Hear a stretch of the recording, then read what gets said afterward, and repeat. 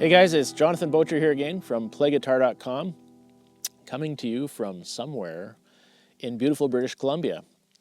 And I just did another YouTube lesson, same spot here, sitting on this rock, and we went through a little chord progression: E minor, G, D, and A.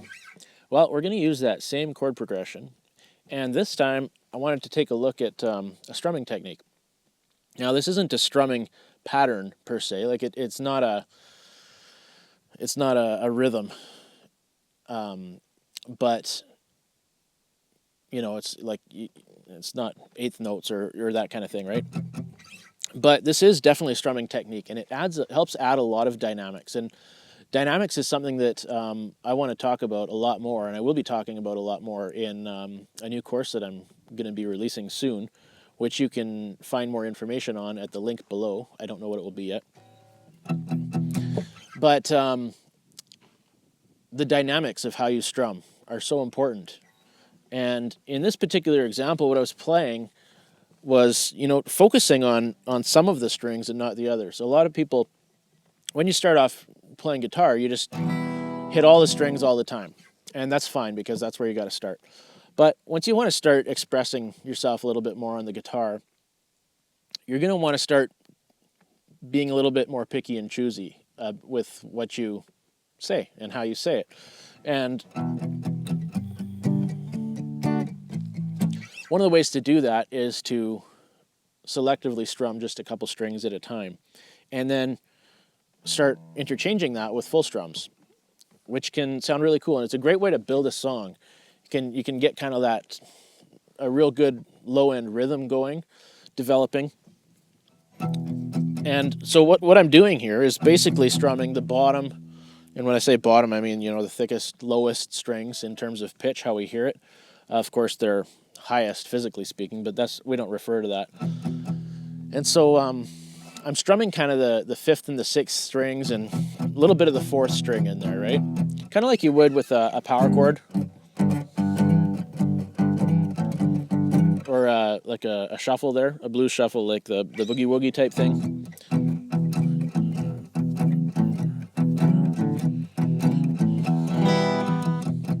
So it's a good practice to just kind of go through, and don't feel bad if you got to stare at your strings and just see how far you're strumming.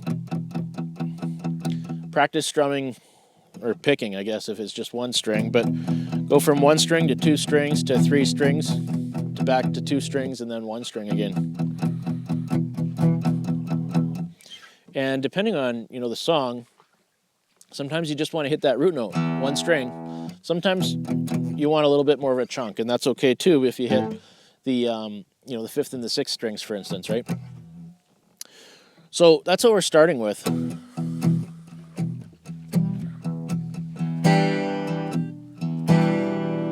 And then you can hear it sounds really cool.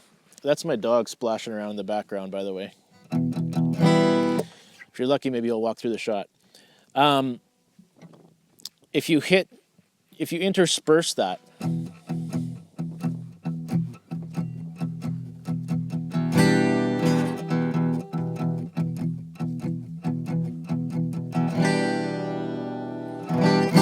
really kind of all of a sudden add something else. It's almost like there's another instrument popping in a different part from left field there.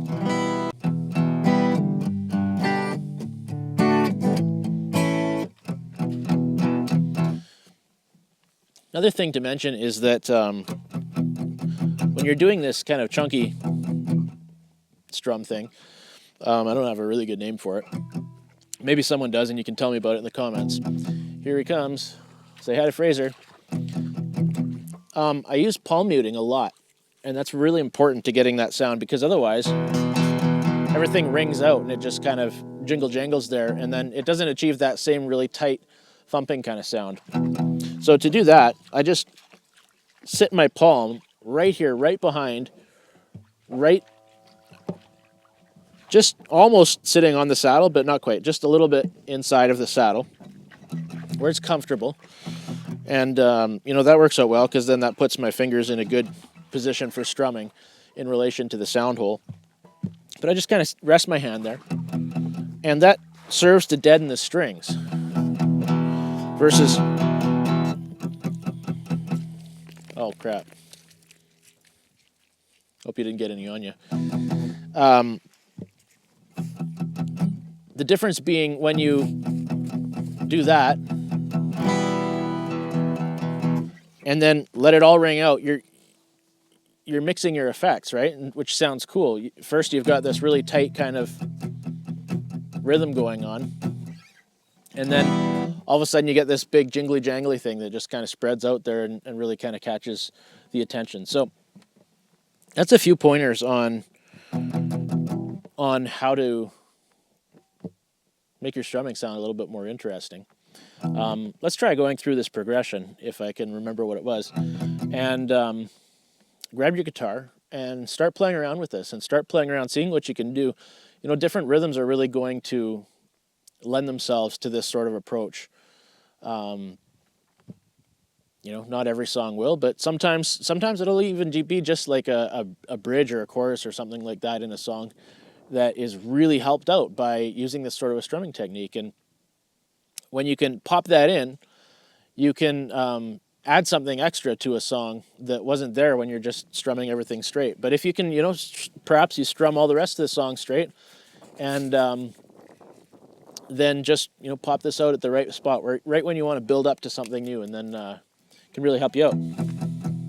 So let's give this a shot. We're going to use a rhythm that goes kind of like this: 1 and 2 and 3 and 4 and 1 and 2 and 3 and 4 and. So thinking of it as like chug, chug, full, okay?